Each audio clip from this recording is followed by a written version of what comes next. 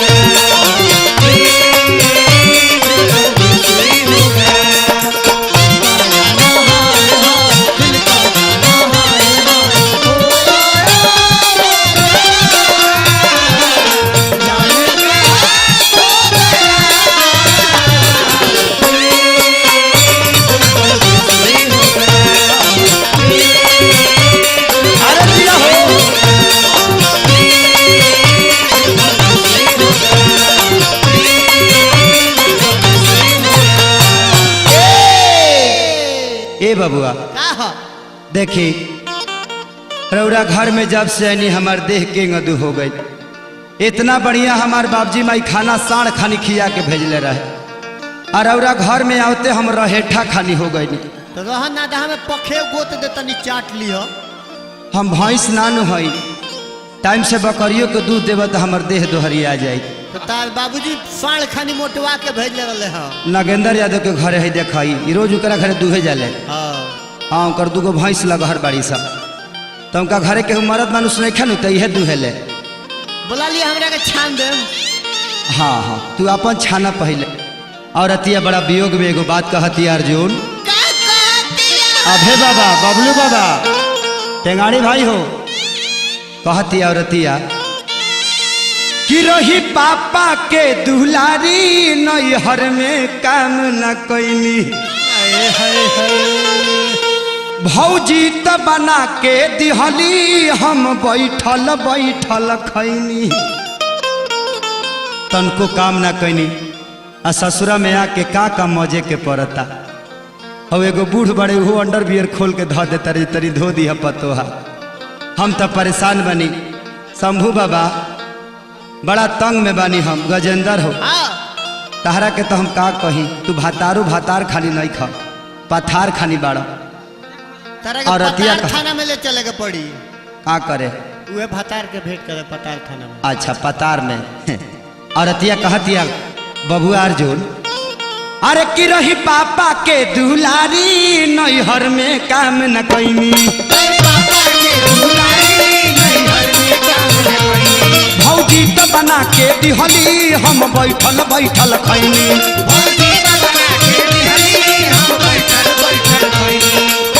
आवत ससुरवा में लौड़ी बनैला। राजा जी फूलल फूलल हमार गाल पचकैला। तब फूलल फूलल हमार गाल पचकैला। हई जवानी नदी माटी में मिलैला।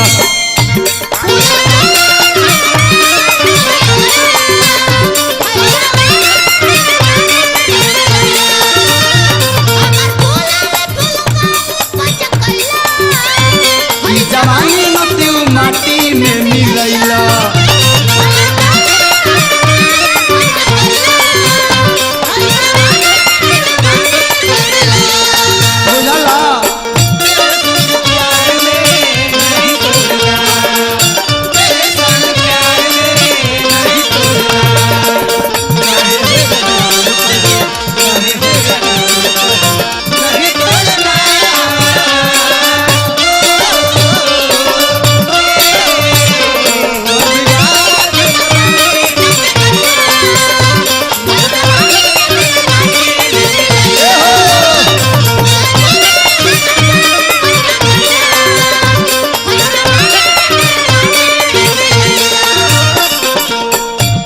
औरत कहते के सैया जी का कहतरू घर भर के जूठ हम माजतानी थरिया।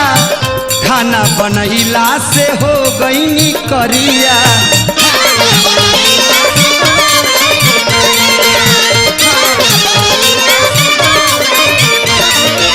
सुना का कहतरू सबकर झूठ मलत मलत अच्छा हमार अकिल बिगड़ल बा। जवन नैहर में ना कनी ससुरा में करे के पड़ता। एजी तो करे के पड़ी परी पड़ी परी हाँ हाँ हम जानते भाई पढ़बे करी पढ़े के चाही। सबका घरे पड़ेला तो हमारा घरे काहे ना पड़ी। घर भर के जूठे हम मजोता निठरिया खाना बनावला से हो गई करिया।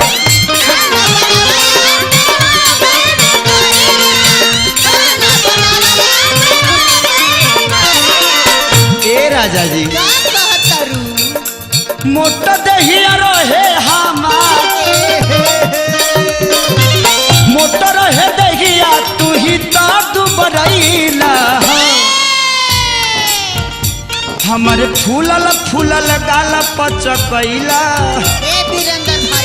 हई फूलल फूलल गाल पचकैला। मोर जवानी मती माटी में मिलैला।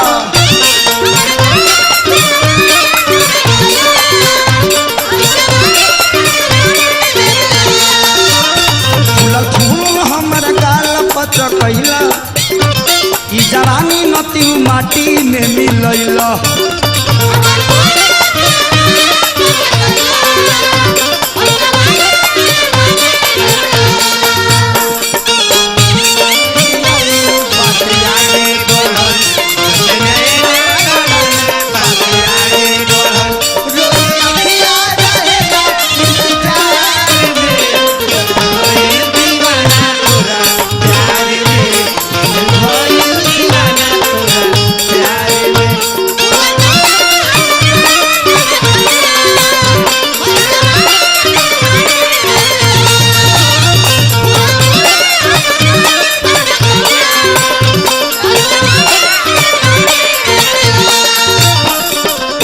हम ना जानी कि पढ़ल लिखल लड़की के ही दासा होई। अच्छा ना तो हम तीसरे में पढ़ाई छोड़ के कम से कम घर के काम काज तो सीखले रहती। हाँ हाँ ए बबुआ का रमेश जी रौरो बिहिया में रवो लगे घोलू खाना उना बनावे के क्लास ले ले रहती तो अच्छा भाई रही ना हो।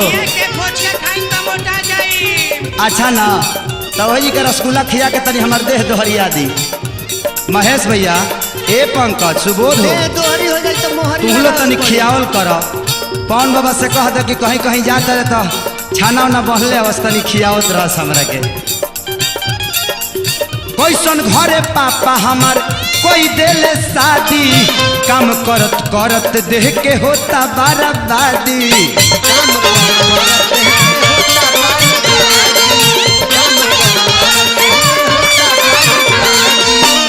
देखा हम इतना काम आज ले ना कर रही हम मदन भाई हो आज ले हम इतना काम ना कर रही है कैसे कैसे करे के पड़ता। बड़ा हंसा तारू तोरो बियाह यही ना घर में भइल बा का रे।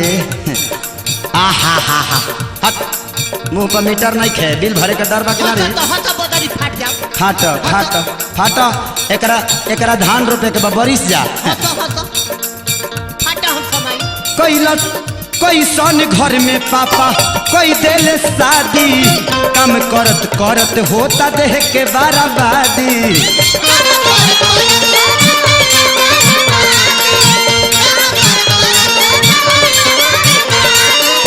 वीरेंद्र भाई अब हुई से कम रमेश जी के सफारी से कुछ दूध होने से टाना ना हमरा के पियाओ। दूध के बदला में डीजल निकाल के पिया दो 2 लीटर होगा जल्दी। देख हम पंपू सेट ना है जो डीजल पी ले। दूध वाले 40 रुपये लीटर डीजल में 73 रुपये लीटर। अच्छा तो डीजल पिए तो जल्दी मोटा जाए। जल्दी मोटा जेबू ओमे आयरन ज्यादा मिलेला। अपना पापा का पिया दो करो हरजा प्लेट ढा ले बा। औरत कहती है अरे जैसे बर्फ गलता ए बबलू बाबा जैसे बर्फ गलता तू हमके बोलैला। फूलल फूलल हमारा गाल पचकैला फूलल फूलल हमारा गाल पचकैला। ई जवानी नती माटी में मिलैला।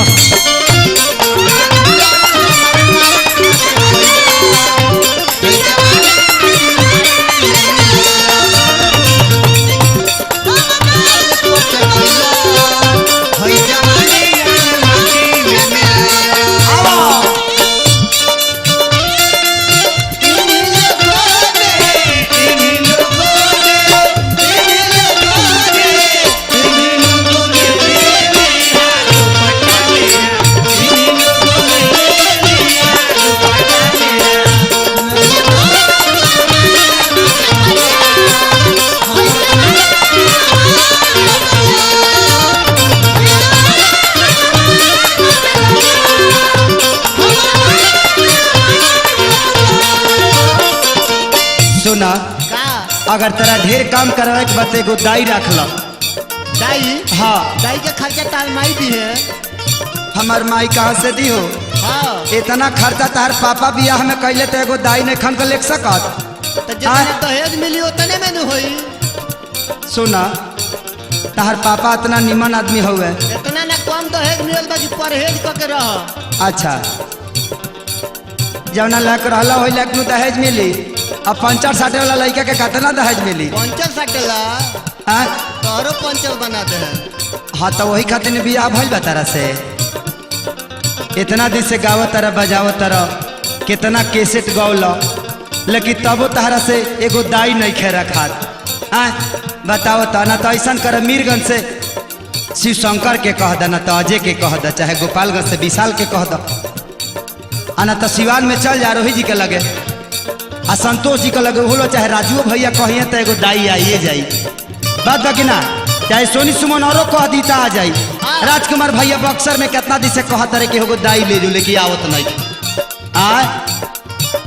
अच्छा शर्मा इलेक्ट्रॉनिक सातवा हो बेचारू कितना निमन आदमी हुआ। और अतिया कहतिया लाला साना गेंदर पिया राखिलो न दाई, खेसारी सचंदर दर्द करता कलाई।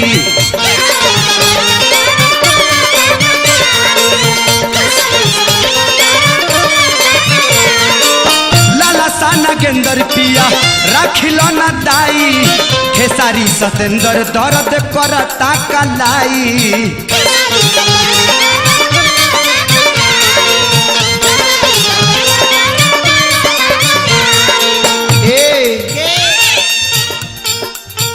कि भीतरी से रोआ हमारे सैया, भीतरी से रोआ हमार बड़ा डह कोइला। फूलल फूलल हमार गाल पचकैला, ए फूलल फूलल हमार गाल पचकैला।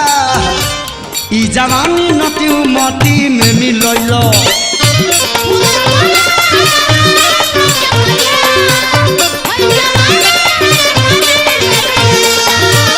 फूलल फूलल हमारा गाल पचकैला। ई जवानी नती माटी में मिल,